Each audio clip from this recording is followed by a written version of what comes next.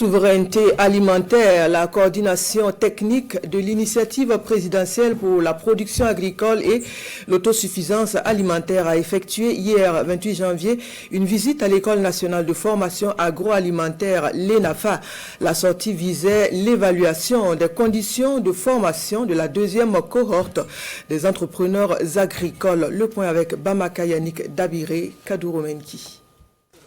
Sur une parcelle dédiée à la formation agricole, les bénéficiaires de la deuxième cohorte de l'initiative présidentielle pour l'agriculture et l'autosuffisance alimentaire poursuivent leurs activités pratiques.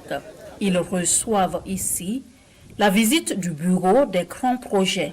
La délégation parcourt les parcelles de culture, les unités d'élevage de poissons et de volailles, ainsi que les pépinières consacrées à la production de plants d'hiver.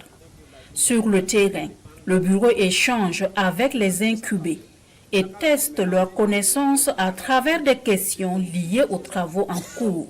Cette immersion permet d'observer le niveau d'appropriation des pratiques enseignées et le déroulement des activités dans des conditions réelles de production. Ils ont appris pas mal de choses et même la transformation.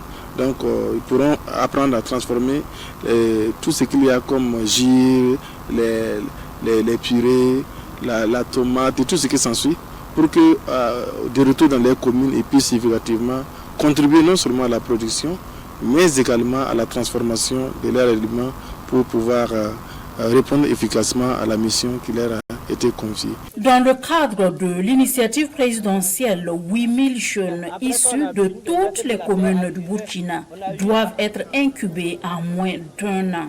La première cohorte forte de 2000 membres est déjà sur le terrain. La deuxième cohorte compte plus de 3000 jeunes répartis dans 17 centres, dont l'ENAFA de Matourkou, avec 700 apprenants. Aujourd'hui, l'agriculture, c'est un métier. C'est un métier comme tous les autres et qui paye mieux que beaucoup de métiers. Il suffit d'avoir en tout cas une vision entrepreneuriale et maîtriser les b.a.-ba, parce que nous, c'est notre devoir. On ne peut pas tout donner, mais quand même le minimum qu'on puisse les donner. Et eux-mêmes sur le terrain maintenant, ils pourront améliorer et s'aguerrir pour être de vrais entrepreneurs. Bien avant cette sortie sur le terrain, le bureau des grands projets a rencontré les incubés dans la matinée. Les échanges ont porté sur les enjeux de l'initiative présidentielle, les objectifs de production et les responsabilités des bénéficiaires dans la mise en œuvre de la vision du président du FASO en matière d'agriculture et d'autosuffisance alimentaire.